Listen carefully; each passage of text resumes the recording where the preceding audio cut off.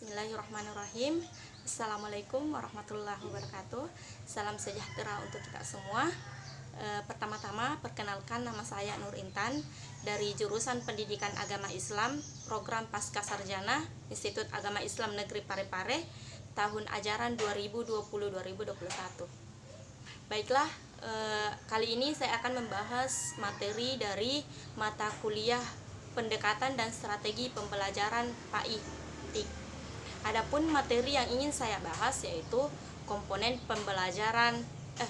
model pembelajaran kontekstual. Nah, di sini menurut Norwest Regional Educational Laboratory mengidentifikasi 6 elemen kunci pembelajaran kontekstual, diantaranya yang pertama, pembelajaran bermakna. Apa ini pembelajaran bermakna?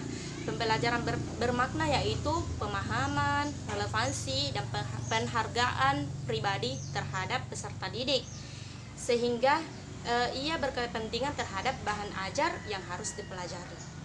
Nah, yang kedua, aplikasi pengetahuan.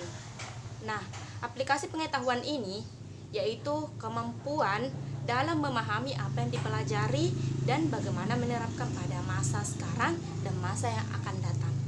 Nah, yang ketiga, berpikir tingkat tinggi. Nah, di sini peserta didik dilatih untuk berpikir kritis, berpikir kreatif dan pengumpulan data, pemahaman terhadap isu-isu dan pemecahan masalah. Nah, selanjutnya, kurikulum yang relevan dengan standar, yaitu isi pembelajaran berkaitan dengan cakupan dan jangkauan bermacam-macam standar lainnya, ya, seperti standar lokal, standar wilayah, nasional, dan perkembangan iptek serta dunia kerja. Nah, komponen selanjutnya yaitu responsif terhadap budaya. Nah, responsif terhadap budaya tersebut yaitu guru harus memahami dan menghargai nilai, kepercayaan, kebiasaan peserta didik dan masyarakat sekitarnya. Nah, komponen selanjutnya yaitu penilaian autentik. Nah, penilaian autentik ini yaitu berbagi strategi penilaian yang menunjukkan hasil dari pembelajaran yang valid. Nah, di mana penilaian tersebut meliputi kegiatan dan proyek peserta didik yang telah menggunakan rubrik, checklist, portofolio, dan bentuk observasi lainnya. Selanjutnya, sedangkan menurut Johnson, komponen pembelajaran kontekstual itu meliputi 8 komponen. Yang pertama, pembuatan hubungan yang bermakna. Nah, di mana menghubungkan kehidupan seseorang dengan proses pembelajaran, seperti membuat belajar menjadi bermakna. Pembelajaran kontekstual didasarkan pada pemahaman bahwa hubungan merupakan aktivitas alami manusia. Yang kedua, kerja yang signifikan. Nah, pembelajaran kontekstual memberikan perhatian pada tugas-tugas pembelajaran yang signifikan atau significant tasks, yakni tugas-tugas yang diberikan menghubungkan peserta didik dan sekolah dengan komunitas mereka. Nah, setiap pekerja peserta didik harus memiliki tujuan yang bermakna, meliputi pembuatan pilihan dan memberikan hasil yang nyata atau tidak nyata. Nah, selanjutnya, pembelajaran secara mandiri atau self-regulated learning. Nah, istilah self-regulated learning ini menjadi populer pada tahun 1980-an karena menekankan munculnya otonomi peserta didik dan tanggung jawab mereka untuk mengisi belajar mereka sendiri.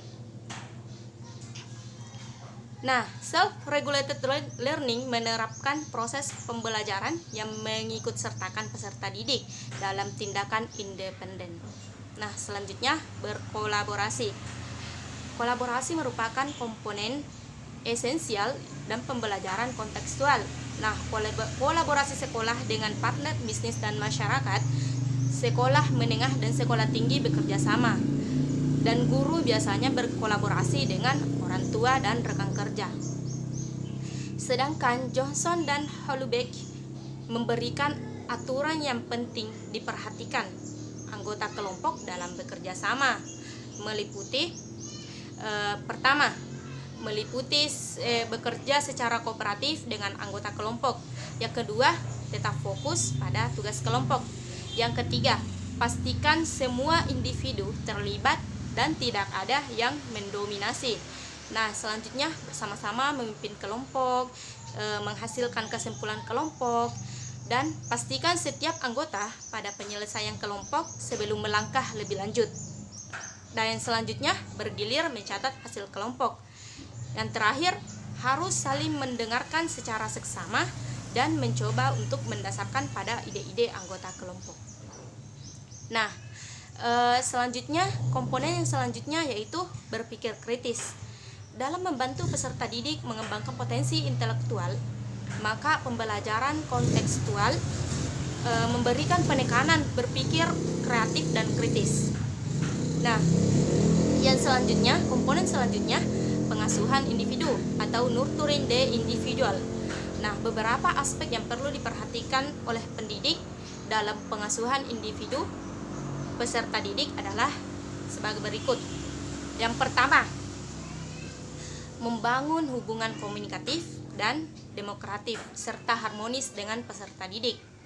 Selanjutnya, menemukan berbagai cara untuk mengasuh peserta didik. Yang ketiga, memahami harapan dan cita-cita setiap peserta didik. Selanjutnya, memahami efek kehidupan rumah, latar belakang, ekonomi, ras, dan etnis peserta didik. Selanjutnya, memperhatikan jenis-jenis intelijensi dan dari kedelapan jenis intelijensi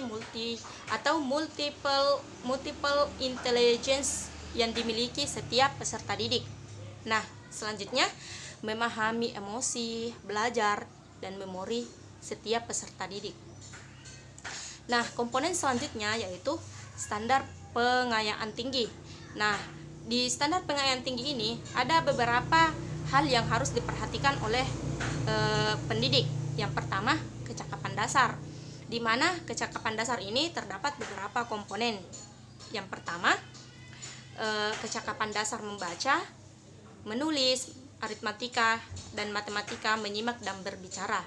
Nah, selanjutnya kecakapan berpikir seperti belajar berpikir secara kreatif, bernalar, pemecahan masalah, dan membuat keputusan. Ketiga, kualitas personal seperti tanggung jawab individual, menghargai diri sendiri atau self-esteem, manajemen diri atau self-management, keramahan, sociability, dan integritas. Nah, di sini ada beberapa tadi dari standar kompetisi pengayaan tinggi, yaitu kompetensi. Yang pertama, setiap peserta didik seharusnya mengembangkan dan mampu menggunakan kompetensi-kompetensi yaitu pertama, sumber interpersonal, sumber-sumber, yang kedua interpersonal, yang ketiga informasi, yang keempat sistem-sistem, yang kelima teknologi. Nah, selanjutnya dan yang terakhir, komponen yang terakhir yaitu penggunaan penilaian autentik. Nah, di mana penggunaan penilaian autentik sendiri ini yaitu memberikan peserta didik kesempatan untuk memperoleh umpan balik dengan mengaitkan materi pelajaran dengan lingkungan mereka, merefleksikan lebih banyak prinsip di organisasi diri.